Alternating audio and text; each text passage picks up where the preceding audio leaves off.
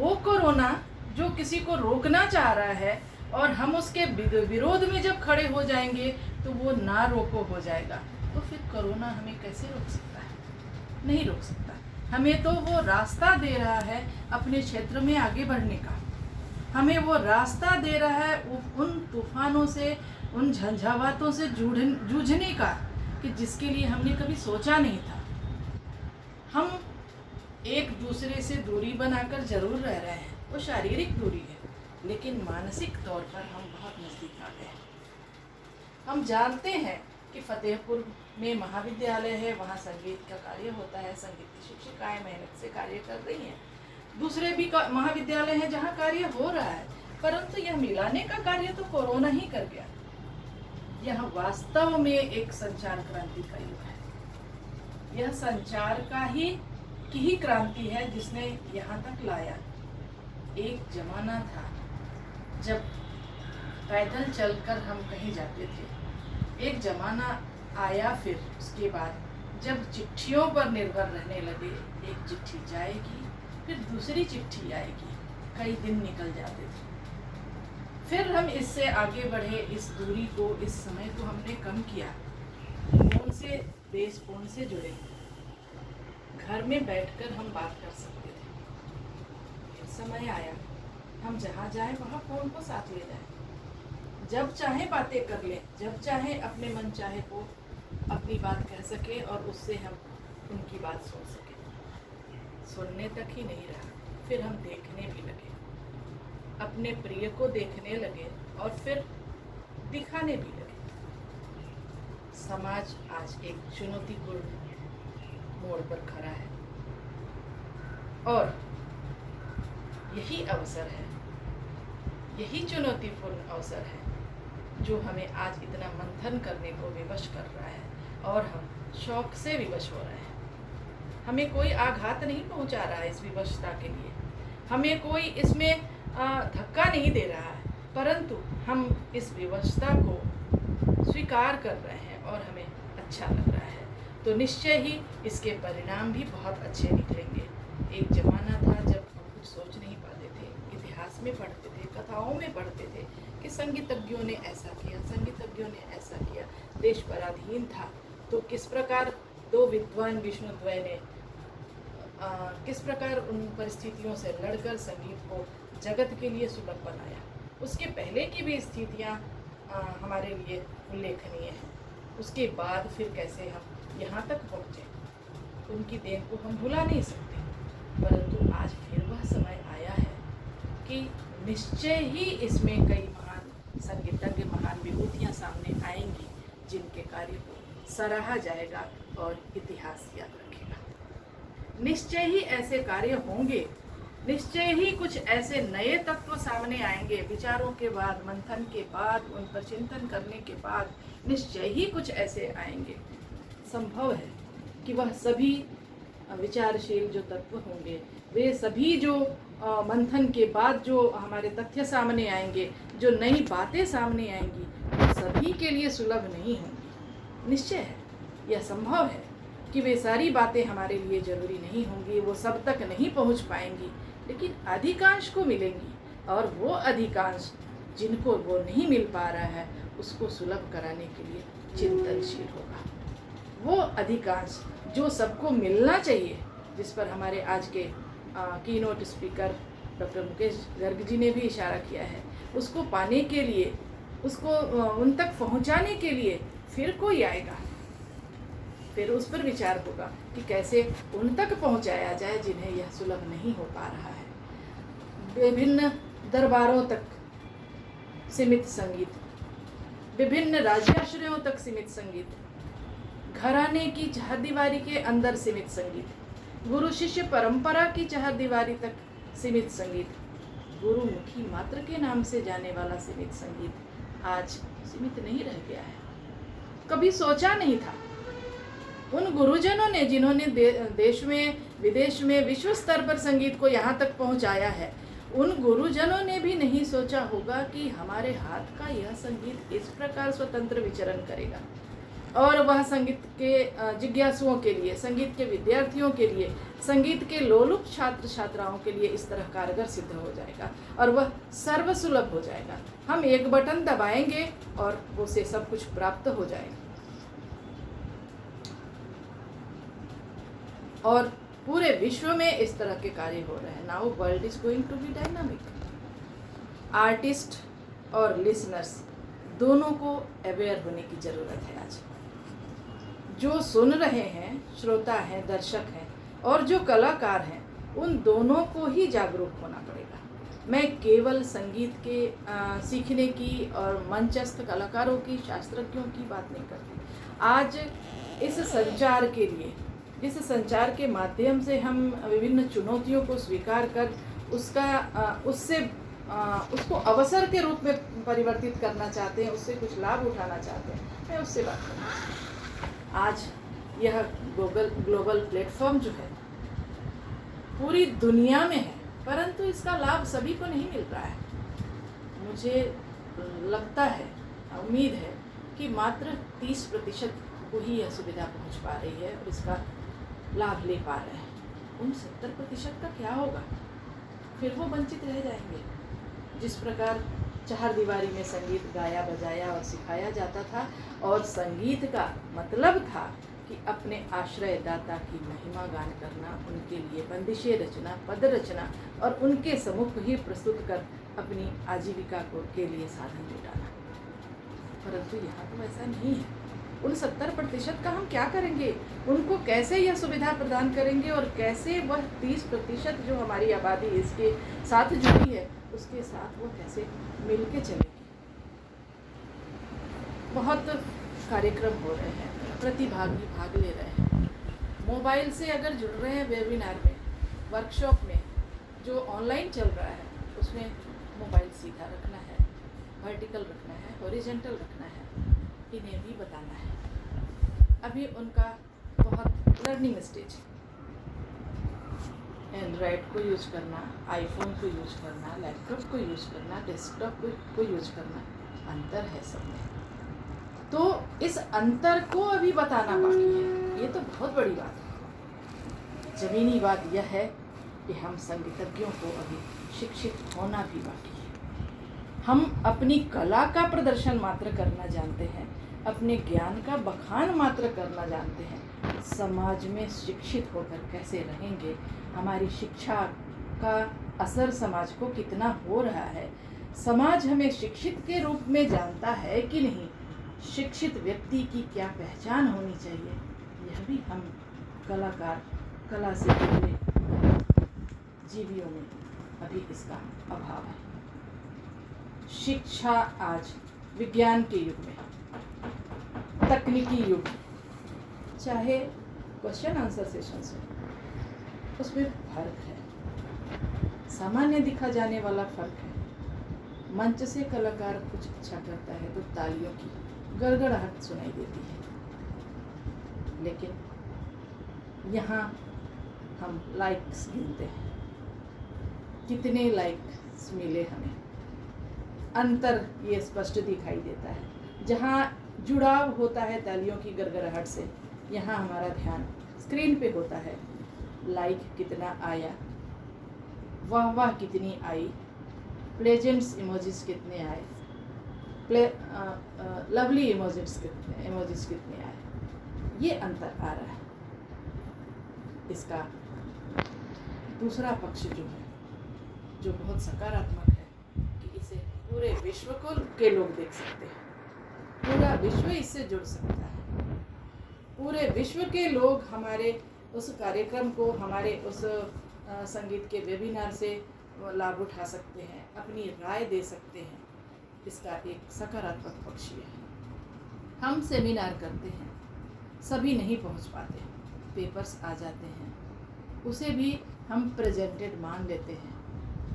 उस paper presenter को पता नहीं कि सेमिनार में क्या हुआ, चीफ गेस्ट कब पहुंचा, देर से आया या पहले आकर चला गया, उसे नहीं पता।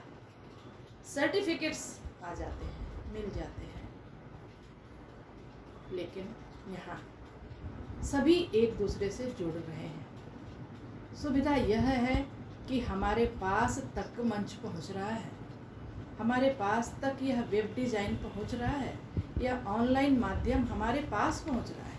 यह सुविधा है, इस सुविधा का लाभ हम ले रहे हैं और तुरंत उस पर चैट में कमेंट भी आ रहा है। वहाँ विद्यार्थी, रिसर्च स्कॉलर या जो भी अन्य वक्ता बैठे होते हैं दर्शक दीर्घा में, कम ही कमेंट्स कर पाते हैं। बाद में राय विचार ज़रूर होता है। यहाँ लंच सेशन, टी सेशन नहीं होता, परंतु उसकी जगह चिंतन ने लिया है, मनन ने लिया है। हर कलाकार की, हर वक्ता के, विशेषज्ञ की बातों को उस पर, उनका माइक नहीं चल रहा, उनकी स्क्रीन पे फ़ोटो नहीं आ रही है, उनका अनम्यूट हो गया है, उनको म्यूट करें, उनको लाइव दिखाएं। ये एक पर्दे के पीछे की बातों को भी हम देख पा रहे हैं। तो एक सजीवता भी यहाँ दिखाई दे रही है। इसे कुछ लोगों ने पसंद किया होगा, कुछ लोगों ने नापसंद भी किया होगा, लेकिन टीम वर्क को मैं बहुत दाद देती हूँ। मैं आभार व्यक्त करती हूँ कि इस तरह का टीम वर्क पूरे महाविद्यालय ने किया है। अब वो जो नेटवर्क की प्रॉब्लम थी, उसे हम कुछ नहीं कर सकते। वो तो नेटवर्क के साथ है, नेटवर्क हमारे हाथ में नहीं है। और ये नेटवर्क जो है ना, वो बड़ा मन मिजाज का बना हुआ है। अच्छी चीज़ें लेकर आएगा, अच्छी भी बनाएगा। ये पूरी तरह हमारी औकात में है और वो भी अपनी औकात दिखाता है। हम बहुत अच्छी चीज़ें डाल रहे हैं तो वो अच्छी चीज़ भी मुझे दिखाई दे रही है, और किसी डाकू ने उस पर बम बनाने को फिट कर दिया तो वो भी मुझे देखना पड़ता है आखिर हुआ क्या उसमें। क्यूरियोसिटी बनी हुई है, परंतु हम दोनों चीज़ों को देख रहे हैं, जो नेगेटिव है और जो बहुत सपोर्टिव है, उन दोनों चीज़ों को हम देख रहे हैं। तो इस नेटवर्क को, इस ग्लोबल प्लेटफॉर्म को, इस ऑनलाइन को, इस वेब डिज़ाइन को हम चाहे जैसे यूज करें, कर सकते हैं। बहुत बड़े संगीतज्ञ डाल सकते हैं नेटवर्क पे अपनी अच्छी बातों को, उनकी अच्छी बातों को हम आप भी डाल सकते हैं। लेकिन उनसे दूसरी पंक्ति के जो कलाकार हैं, चिंतक हैं, साहित्यकार हैं, वो भी डाल सकते हैं। उनको भी ये छूट है, वो भी अपनी बात डाल सकते हैं। भाई फ़ोटो दिख रहा है, उनका गाना बजाना बहुत अच्छा है, नर्तक नृत्य कर रहा है, वो बहुत अच्छा है, सबको पसंद किया जा रहा है, वो डाल रहे हैं। कोई किसी को नापसंद जल्दी नहीं करता। लाइक्स ही तो देना है, पूरा मैटर पढ़ा न पढ़ा, पूरी बात सुनी न सुनी, पूरा गाना बजाना सुना न सुना, यूट्यूब पे डाला हुआ है, एक लाइक कर देने में क्या जाता है, शेयर भी कर देंगे, नहीं सुना कोई बात नहीं, पर लाइकिंग्स तो मिल रही है वहाँ। तीसरी पंक्ति के जो कलाकार हैं, तीसरी पंक्ति के जो चिंतक हैं, तीसरी पंक्ति के जो साहित्यकार हैं, वैज्ञानिक हैं, वो भी वहाँ डालते हैं। उनके भी कुछ लोग हैं, वो भी उन्हें लाइक करते हैं। उनके भी कुछ मित्र हैं, वो भी उनको वाह वाह करते हैं। वाह वाह का स्टेज कहाँ आया? जो शीर्षस्थ कलाकार हैं, शीर्षस्थ विद्वान हैं, शीर्षस्थ विशेषज्ञ हैं, वहाँ भी वही लाइक का बटन दबाया जाता है। तीसरी पंक्ति में भी वही लाइक का बटन दबाया जाता है। चौथी पंक्ति में भी हम आ सकते हैं, जिनका हारमोनियम खुद नहीं मिला हुआ होता, उन्हें पता नहीं कि हारमोनियम की ट्यूनिंग कैसी हुई है, उन्हें पता नहीं कि हम जो कह रहे हैं, सप्त सुर जो कह रहे हैं, वो 7 वही स्वर हैं कि नहीं है, लेकिन वो भी अपनी बात को वहाँ डालते हैं, अपने गायन वादन नर्तन को वहाँ डालते हैं। और मैं बताऊँ, उनके मित्र, उनके चाहने वाले बहुत होते हैं, उनकी लाइकिंग्स बढ़ जाती है। तो एक यह जो विचारणीय बात है इस नेट के साथ है कि वहाँ हम क्या करें, वहाँ इस क्वालिटी को, इस ग्लोब को, इस प्लेटफॉर्म को विचार करना होगा। निश्चय ही विचार किया जाएगा। जैसा कि ये फेसबुक ने एक नोटिफिकेशन डाला था कि फेसबुक पे ऑनलाइन क्लासेस और ऑनलाइन अर्निंग के लिए उपाय ढूंढे जा रहे हैं, उस पर वह काम कर रहे हैं कि कैसे होगा। तो निश्चित ही इस पर भी विचार किया जाएगा और इन्हीं दुविधाओं में वह भी सामने आएगा। तो यह जो एक प्रश्न है कि हम सब एक बराबर हैं, एक तो समभाव हो जाता है, परंतु उस समभाव में क्वालिटी कितनी है, क्वांटिटी कितनी है, ये भी देखा जाना है। एक मैं यहाँ जोड़ना चाहूँगी कि हमारा यह जो ऑनलाइन नेटवर्किंग इतना डेवलप कर गया है कि आगे जो हमारे रिसर्चेज हो रहे हैं उस पर नज़र रखने के लिए यूजीसी ने या नीति निर्धारकों ने ऐसे कहीं से आवाज़ आ रही है, उसे म्यूट कर लें। तो कुछ ऐसे लीगल क्वेरीज आए हैं, लीगल नोटिस आई है और ऐसे प्रावधान आए हैं, ऐसे नियम बने हैं कि हम उससे बच सकें। पीएचडी किए जा रहे हैं, पहले तो इक्का दुक्का पीएचडी होता था, शौकिया करते थे, या फिर जो बहुत एमए कर लेने के बाद, पोस्ट ग्रेजुएशन कर लेने के बाद 4-5 साल अध्ययन करते थे, फिर पीएचडी करने के लिए आते थे, अरे हमको आएगा कि नहीं आएगा, हमसे होगा कि नहीं होगा। लेकिन आज तो वो कोर्स हो गया, एमए करते ही विद्यार्थी पीएचडी के रजिस्ट्रेशन के लिए वो जुड़ जाता है। उसके टेस्ट में ऑब्जेक्टिव क्वेश्चंस होते हैं, टिक लगाया, माँ पिताजी ने अच्छे कर्म किए हैं तो उसको फल मिल जाता है। तो ये दूसरी बात है, मैं उधर को न जाके मैं अपनी बात कह रही हूँ कि वो पीएचडी करने आ जाता है, उसे पता नहीं है, कल तक वो नोट्स टीचर से मांगे फिरता था, सर फोटोकॉपी मिल जाएगी तो मैं आपको दे दूँगा, मुझे दे दीजिए प्लीज़। वो हाथ से लिखना भी नहीं चाहता क्वेश्चन आंसर पूरा, और वो अब तुरंत रिजल्ट निकलते ही पीएचडी की तैयारी कर रहा है। जाहिर है उसे पीएचडी की सारी बातों की जानकारी नहीं होगी और ना ही उतना समय है। उसे तो रिसर्च मेथोडोलॉजी पढ़ाई जाती है, 6 महीने के लिए कैसे करेंगे, क्या करेंगे, कहाँ से सामग्री उपलब्ध होगी, यही बताया जाता है। अन्य माध्यम भी हो चुके हैं पीएचडी करने के लिए कि हम कैसे आसानी से कर सकते हैं। जो डार्क हमारा माध्यम है उसमें हमें उस पर भी विचार करना चाहिए एक कभी सेशन में कि उससे हम कैसे पिन छुड़ा सकते हैं। लेकिन विभिन्न मानकों ने, यूजीसी ने यह तय किया कि जो पीएचडी में नकल हो रही है, रिसर्च कर रहे हैं, एक ही विषय पे हो रहा है, कर सकता है एक विषय पे, बातें उसकी अलग आनी चाहिए, उसके विचार अलग होने चाहिए, उसके परिणाम अलग होने चाहिए। हो सकता है पहले उसी विषय पर जो पीएचडी हुआ उसे वो सहमत न हो, अपनी दूसरी बात रखना चाहता हो शोधार्थी, लेकिन पूरा का पूरा नकल होके आता है और जो उसके विशेषज्ञ होते हैं उसको अप्रूव करके भी भेज देते हैं। इससे बचने के लिए यूजीसी ने कई स्टेप तय किए, कोर्स वर्क शुरू हो गए। उसके बाद प्लेगरिज्म की बात आई, चलो वहाँ भी कुछ गुंजाइश है, परंतु वो अंग्रेजी माध्यम के लिए है, हिंदी के लिए अभी तक नहीं आया। तो उसमें क्या करेंगे, उसके लिए वो भी ऑनलाइन है, वहाँ भी हम इस नेटवर्क के, इस इंटरनेट के साथ ही जुड़ेंगे। एक अच्छी जानकारी मिलती है अपने ई-लाइब्रेरी की, जो जोटेरो के माध्यम से हो रहा है कि आप अपने रिसर्च के लिए अपनी सारी जो भी आपके पास सामग्री है उसको आप सेव कर सकते हैं। लिखने पढ़ने की बात ही ख़त्म हो जाएगी, अब तो सब कुछ ऑनलाइन होगा। गोल बना हुआ है तो उसको जीरो कहें या ओ कहें, लेकिन गोल बनाने हमें नहीं आएगा, ऐसा कुछ लग रहा है। आने वाले दिनों में बच्चे अब तो कागज़ कलम से दूर हो जाएंगे। खैर, तो इन सब माध्यमों की तैयारियां चल रही हैं। वहाँ से हम कोई भी मैटर लेंगे, रेफरेंस भी हमें बनाने की ज़रूरत नहीं पड़ेगी, आप बटन क्लिक करेंगे, रेफरेंस अपनी जगह पे चला जाएगा। तो सुविधाएं तो बहुत मिल गई हैं, लेकिन उसका पीछे का जो ग्रीन रूम का जो सेशन है उसके लिए भी हमें विचार करना पड़ेगा कि हम इसके इंटरनेट की क्वालिटी प्रोडक्शन पर कैसे ध्यान देंगे, उसके लिए हम कैसे जानेंगे, उसको हम कैसे ठीक करेंगे। इसको सोचने के लिए people should force to think, हमें सोचना पड़ेगा, हमको इस पर विचार करना पड़ेगा, गहन चिंतन करना पड़ेगा।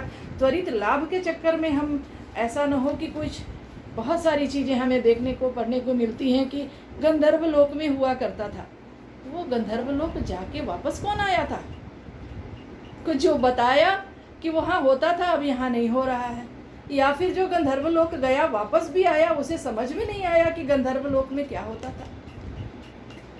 तो इन सब बिना सतह की बातों से हमें पिंड छुड़ाना होगा।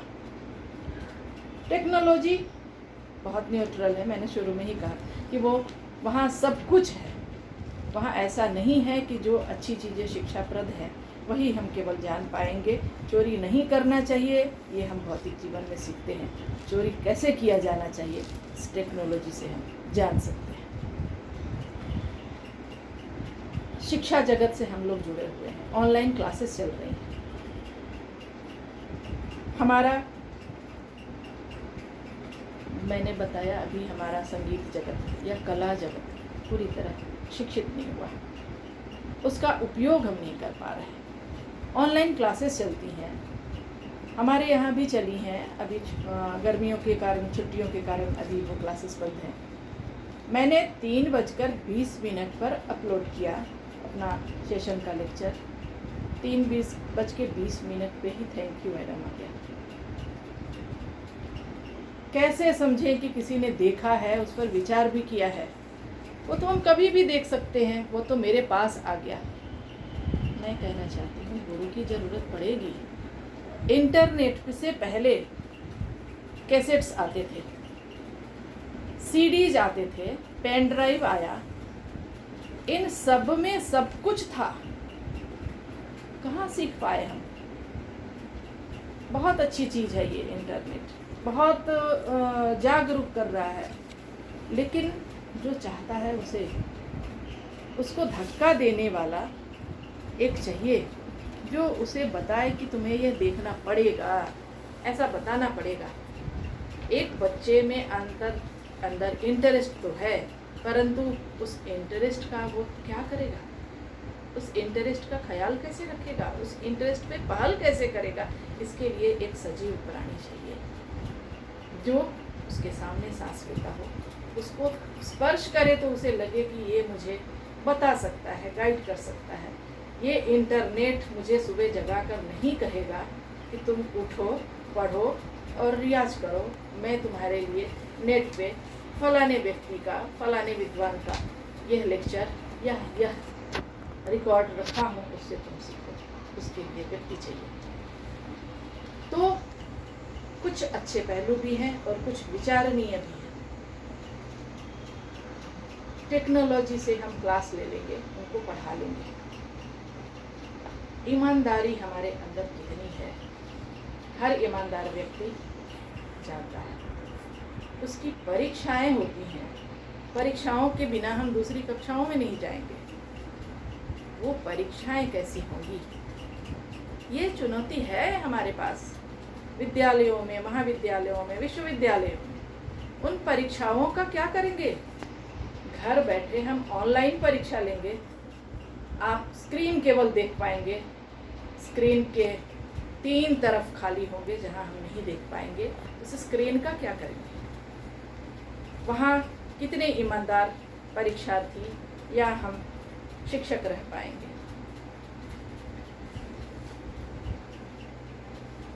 शिक्षक दक्ष होते जा रहे हैं, इसमें कोई कमी नहीं है।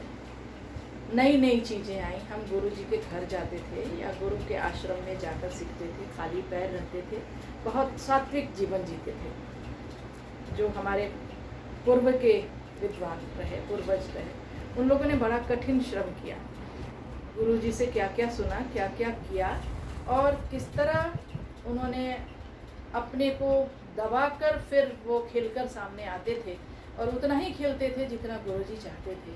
अगर वो और भी खिल सकते थे तो नहीं खिल सकते थे। आज स्वतंत्र हैं कि अगर ख्याल गाना सरिता जी को आता है तो सरिता जी बता देंगी, ठुमरी गाना गुलशन जी को आता है तो गुलशन जी बता देंगी। कहीं दुविधा नहीं है, दोनों जगह सीख सकते हैं। वैसे ही हम आगे बढ़े और इस दुष्चक्र में, कोरोना के दुष्चक्र में हमने बहुत कुछ सीखा। व्हाट्सएप कर लेते थे, फेसबुक पे अपने घर की तस्वीरें, अपने मित्रों के लिए कुछ अच्छी बातें, कुछ संदेश, कुछ जॉयफुल कमेंट्स, कुछ शैक्षणिक चीज़ें, कुछ शिक्षाप्रद बातें, सब कुछ डाल लेते थे। फेसबुक के माध्यम से भी स्टेटस में लगा देते थे। पर अब इसने अपना पर फैलाया, कोरोना को ही उसी को हम मानेंगे कि उसके कारण ही ऐसा हुआ, कोरोना को ही श्रेय जाएगा। कि हमें सीधे कुछ फ़ोटो खींच लेते थे मोबाइल से और कहीं भेज देते थे, PDF बनाना है, ईमेल करना है, वेबसाइट पे डालना है, वीडियो कॉन्फ्रेंस करनी है, ऑडियो बनाकर डालना है, यूट्यूब से लिंक करना है, नेटवर्किंग करनी है, PPT बनाना है, सॉफ्टवेयर डिजाइन करनी है और बहुत सारे सॉफ्टवेयर के बारे में जानकारी हम ले रहे हैं। जैसा कि हमारे पूर्व वक्ताओं ने बताया और आगे भी बताएंगे, कई टूल्स ऐसे आ गए हैं जिससे हम बहुत कुछ सहजतापूर्वक कर सकते हैं। जिज्ञासा हमारे अंदर होनी चाहिए। इन सब चीज़ों को हमें सिखाया, हम इन सब चीज़ों में दक्ष होते जा रहे हैं और यह अवसर हमें मिला है। आवश्यकता आविष्कार की जननी है, यह हमेशा से सिद्ध होता रहा है और सिद्ध है। आज भी ऐसा ही कुछ होने वाला है। हमें ऐसा भी मैं नहीं कह सकती कि हम परंपरा से न जुड़े रहें। जब हमारा जड़ ही समाप्त हो जाएगा तो तना और आगे पराग का क्या होगा, वो तो वहीं से आएगा। हम उस परंपरा को ध्यान में रखते हुए, परंपरा का निर्वहन भी कह सकते हैं करते हुए, अपने साथ विकासवादी सोच के साथ आगे बढ़ना है। हम उस परंपरा को नहीं भूलेंगे। उसने ही तो मुझे धक्का दिया है कि हम आगे बढ़ें, हमारा भविष्य उज्जवल हो। हमें जो पहले जो भार उठाना पड़ा है उसको हम कैसे हल्का करें, तो दूसरा भार अगर आगे हमारी प्रतीक्षा कर रहा है। तो हम इस तरह के विकासवादी सोच, सकारात्मक सोच के साथ आगे बढ़ें। इसी सोच को हम डेवलप करें कि हमें अपने को विकसित करना है, कोरोना से नहीं डरना है। कोरोना हमारा क्या करेगा, वो अगर हम उसके सामने वो जो चाहता है हम नहीं करें, उसके विपरीत चलें, तो मुझे नहीं रोक पाएगा। हमारे संगीतज्ञों में जूझने की इतनी शक्ति है कि हम उसको हरा सकते हैं। और कोरोना के लिए जो हमारे वर्जन आए हैं उसको हम माने, उसमें जो हमारा साथ दे रहे हैं हमारे जो कर्मी हैं, चिकित्सक, सफाई कर्मी या जो भी प्रशासनिक हमारे लिए सेवा दिए जा रहे हैं, उनके साथ हम रहें तो हम उससे निवृत्त हो सकते हैं। लेकिन हमारे लिए जो सोचनीय पक्ष है, जिस पर हमें विचार करना है, हम संगीतज्ञों के लिए हमारे साथ दूसरे विषय के लोग भी जुड़ सकते हैं, उनसे भी हम लाभ उठा सकते हैं। हमारे साथ वैज्ञानिक क्या कर रहे हैं, वो हमारे साथ हमसे क्यों आगे बढ़ जा रहे हैं। हम उनसे कम श्रम नहीं कर सकते हैं, शारीरिक मानसिक भी श्रम करते हैं, लेखकीय भी हमारा कमज़ोर नहीं होता। तो आखिर क्या बात है, वो उनके पास कोई टेक्नोलॉजी तुरंत पहुँच जाती है और वो उसका फ़ायदा उठाते हैं। एक ही बात है कि उनके अंदर जिज्ञासा है, जिजीविषा है आगे बढ़ने की। हमारे आर्थिक संकट की जो घड़ी आ गई है अभी, कई हम तो आज ये कर ले रहे हैं और इसमें सफल भी हो रहे हैं। कई हमारे पूर्व वक्ताओं ने बताया जो हमारे आर्थिक संकट से जूझ रहे हैं संगीतज्ञ हैं, उनके लिए हम कुछ सोचें, हम करें तो, और किए भी जा रहे हैं। कई संगीतज्ञों ने किया है, लोक संगीतज्ञों ने, शास्त्रीय संगीतज्ञों ने, कई शिक्षा जगत से जुड़े कई विद्वानों ने भी किया है। तो उनके लिए भी हम सोचें और हम विशेषज्ञ जो आमंत्रित करते हैं उसमें एक बार हम संगतकर्ताओं को भी अवसर दें कि उनके साथ क्या चुनौतियां हैं। पिछले दिनों एक संगतकार को नीचे बैठाने के ऊपर कुछ प्रश्न उठे थे, विचार किया जाना चाहिए। हर अपने क्षेत्र का विद्वान कोई व्यक्ति अपने लिए प्रतिष्ठा का संवाहक होना चाहिए और उसे प्रतिष्ठा मिलनी चाहिए। आज ये भी प्रश्न आता है, वेबिनार को हमारे नीति निर्धारक नहीं मानेंगे, इनके सर्टिफिकेट्स को नहीं वो मूल्य मिलेगा, उनकी विशेषता वो नहीं होगी, उनके सर्टिफिकेट्स की वैल्यू नहीं होगी। तो विचार किया जाना चाहिए। जो भी विशेषज्ञ हैं, जो शीर्षस्थ संगीतज्ञ हैं, विचारक हैं, नीति निर्धारक हैं, जो हमारे बुजुर्ग जो विभिन्न समितियों के सदस्य हैं, उनसे हमारी इस वेबिनार के माध्यम से एक गुजारिश होगी कि वे सेमिनार की जगह इस वेबिनार को अस्तित्व में ज़रूर लाएं। यह वेबिनार ज़्यादा कारगर सिद्ध हो रहा है। एक साथ दिन भर में हम कई वेबिनार से के माध्यम से जुड़ रहे हैं और अलग अलग तरह के विचार बिंदु हमारे पास आ रहे हैं जो हमें झकझोर देता है। तो यह ज़्यादा कारगर होगा वेबिनार। सेमिनार में आने जाने की असुविधा, रहने ठहरने की व्यवस्था, सारी व्यवस्थाओं में विशेष खर्च, इन सब पर भी विचार किया जाना चाहिए। और हमारी बातों के साथ मैं यहीं अपने बात को विराम देना चाहूँगी कि मैं इसके साथ अपनी बात को विराम देती हूँ और आपने मुझे समय दिया अपनी बातों को रखने के लिए। मैं आप सबके प्रति बहुत बहुत आभार व्यक्त करती हूँ। नमस्कार।